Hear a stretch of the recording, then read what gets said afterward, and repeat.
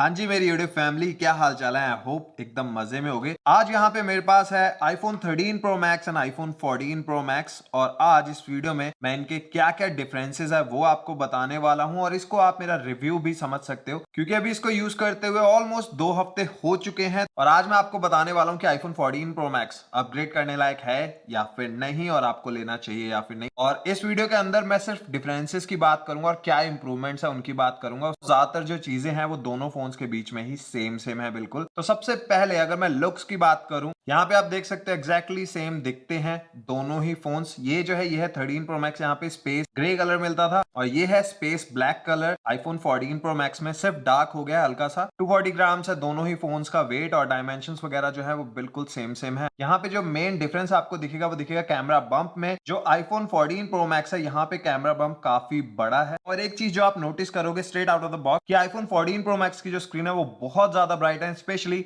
Outdoors में। वहां पे यार बहुत बड़ा फर्क है 13 pro max and 14 pro max के अंदर। प्रो सीरीज के अंदर जो इन्होंने स्क्रीन डाली है इस बार बहुत ज्यादा ब्राइट है एंड वीडियो देखने का मजा आ जाता है। और उसके साथ ही यहाँ पे स्क्रीन के अंदर आपको नई चीज दिख रही है जो कि है डायनेमिक आइलैंड। इससे पहले जो 13 सीरीज वाले फोन है यहाँ पे हमें नॉच मिलती है जिसका कोई भी यूज नहीं है नॉच होने के अलावा, बट डायनेमिक आइलैंड जो है काफी ज्यादा यूजफुल है। अगर मान लीजिए आप टाइमर वगैरह सेट करते हो, मैं टाइमर में गया, मैंने ऑन किया, वो आपकी स्क्रीन के टॉप में चले जाएगा डायनेमिक आइलैंड के बीच में। तो ये एक्सपैंड हो जाता है, डिपेंड करता है आप कौन सी ऐप के अंदर हो। अब लेट से ऊपर टाइमर चल रहा है और साथ साथ में मैं म्यूजिक सुन रहा हूँ, और जैसे ही मैं इस ऐप से बाहर जाऊंगा तो जो मेरा म्यूजिक है वो भी टॉप में आ गया है और उसके साथ ही टाइमर। तो अगर मैं यहाँ पे टैप करता हूँ तो सीधा म्यूजिक ऐप खुल जाएगी, और अगर मैं दूसरी साइड टैप करता हूं तो यहाँ पे आ जाएगा मेरा टाइमर। और जैसे मान लीजिए कोई आपको एयर ड्रॉप से कोई चीज भेजे तो एयर ड्रॉप का साइन भी ऊपर ही रहता है, आपको पता चलता रहता है। और अगर आप किसी को सेंड कर रहे हो तो यहाँ पे स्टेटस आ जाता है कि कितना % सेंड हो गया है। तो डेफिनेटली ये जो डायनेमिक आइलैंड वाला फीचर है यूजफुल तो है, बट अपने ऑनेस्ट ओपिनियन की बात करूं तो पहले 1-2 घंटे मैंने इसको नोटिस किया, उसके बाद इतना ज्यादा ध्यान मेरा गया नहीं, तो मैं इसको गिमिक ही कंसिडर करूंगा। बट स्टिल एक नई चीज है जो कि इससे पहले किसी भी फोन में हमें देखने को नहीं मिली, और ये नॉच जो चीज है इसी को एप्पल ने यूजफुल बना दिया। और स्क्रीन की बात हो ही रही है तो एक चीज ऐसी है जो हमें मिलती है 14 प्रो मैक्स में, वो है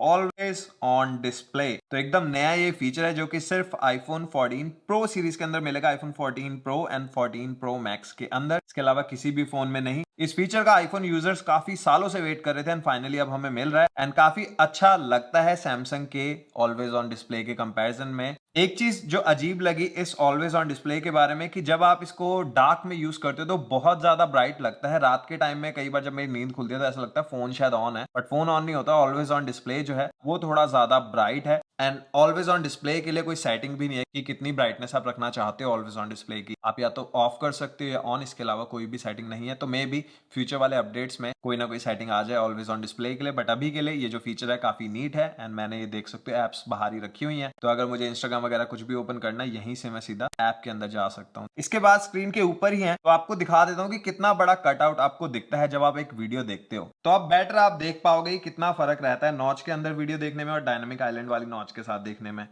तो कौन सा वाला बेटर लग रहा है कमेंट कर मुझे बताओ। तो डायनामिक आइलैंड जो है कट काफी करता है वीडियो को, बट नॉच के साथ वो चीज नहीं आती है। तो वीडियो व्यूइंग एक्सपीरियंस जो है डिपेंड कर सकता है पर्सन टू पर्सन। मुझे डायनामिक आइलैंड से इतना फर्क नहीं पड़ता, बट मे बी आप लोगों को शायद ये चीज जो है मैटर करे। और अब एक ऐसी चीज की बात करते हैं जिसके बारे में ज्यादा लोग बात ही नहीं कर रहे हैं, वो है स्पीकर्स। तो सबसे पहले म्यूजिक प्ले करते हैं 13 प्रो मैक्स में।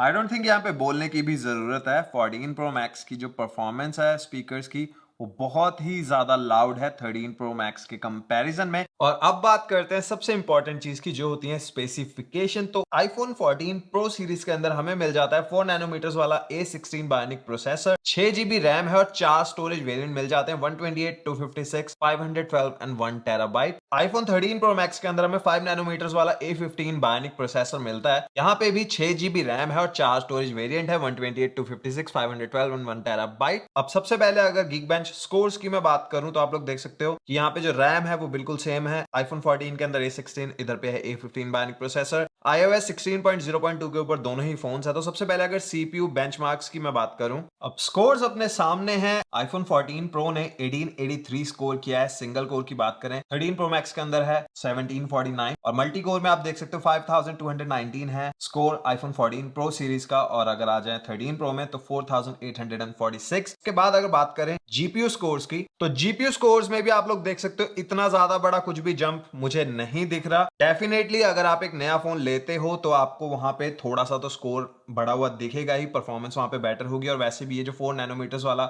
A16 बायोनिक प्रोसेसर है, इसकी वजह से फर्क पड़ता ही है, बट स्टिल इतना बड़ा जंप नहीं है कि आप 13 Pro से 14 Pro को जस्टिफाई कर पाओ अपग्रेड करना। इसके बाद अगर बात करें रीड एंड राइट स्पीड्स की, तो यहाँ पे जो गेम है वो थोड़ा सा उल्टा हो गया। रीड स्पीड्स की बात करूं तो iPhone 13 Pro Max के अंदर रीड स्पीड ज्यादा है 1610.06 MB पर सेकंड, iPhone 14 के अंदर है 1605.02। राइट स्पीड्स में जो गेम है वो थोड़ा सा पलटता है iPhone 14 की तरफ। तो राइट स्पीड्स जो है वो ज्यादा हमें मिलती हैं iPhone 14 Pro सीरीज के अंदर। यहाँ पे जो राइट स्पीड है वो है 1402.74 MB पर सेकंड, 13 Pro Max के अंदर है 1283.21 MB पर सेकंड। और इसके बाद करते हैं हम लोग Antutu बेंचमार्क्स की बात करें तो 8,58,111 है स्कोर हमारे iPhone 14 Pro Max का। 13 Pro Max ने स्कोर यहाँ पे किया है 7,24,035। तो जितने भी बेंचमार्क टेस्ट है वो हमने सारे किए हैं। डेफिनेटली इंप्रूवमेंट आपको दिख रही है, तो बहुत ही ज्यादा बड़ा जंप यहाँ पे आपको नहीं दिखेगा अगर आप 13 Pro सीरीज से 14 Pro सीरीज के ऊपर आते हो। Pro Max के अंदर हमें पहली बार फ्रंट कैमरा में ऑटो फोकस मिल रहा है और उसके साथ ही फोटोनिक इंजन, जो कि बेसिकली प्रोसेसिंग ही है इमेजेस की, बट उसको इन्होंने नाम दे दिया है फोटोनिक इंजन। तो यहाँ पे रॉ स्टेजेस के अंदर ही फोटो को प्रोसेस कर देता है ताकि आपको बेटर फोटोज मिले। और ये जो फोटोनिक इंजन है ये चारों ही लेंसेज में अवेलेबल है, 3 बैक वाले और 1 फ्रंट वाला। अब यहाँ पे कुछ फोटोज एंड वीडियोस मैंने क्लिक की है दोनों ही फोन से, तो उनको कंपेयर करते हैं और देखते हैं आपको कौन सी पसंद है। बैक कैमरास की तो यहाँ पे ultra wide and telephoto lens जो है दोनों ही फोन्स के अंदर आपको 12 मेगापिक्सल वाले मिल जाएंगे, बट जो हमारा वाइड एंगल प्राइमरी लेंस है iPhone 14 सीरीज के अंदर वो है यहाँ पे 48 मेगापिक्सल्स का। बट अगर आप 48 मेगापिक्सल की पिक्चर क्लिक करना चाहते हो इस फोन से तो आपको रॉ फोटोग्राफी जो है वो करनी पड़ेगी। अगर आप रेगुलर पिक्चर क्लिक करोगे तो बेसिकली वो 12 मेगापिक्सल की ही एक पिक्चर होगी। और यहाँ पे अगर आप रॉ मोड यूज करते हो तो पिक्चर का जो साइज होने वाला है जहाँ पे 48 मेगापिक्सल को यूज करेगा आपका iPhone 14 Pro सीरीज का फोन। तो इसलिए अगर आप iPhone 14 Pro सीरीज का फोन लेने का सोच रहे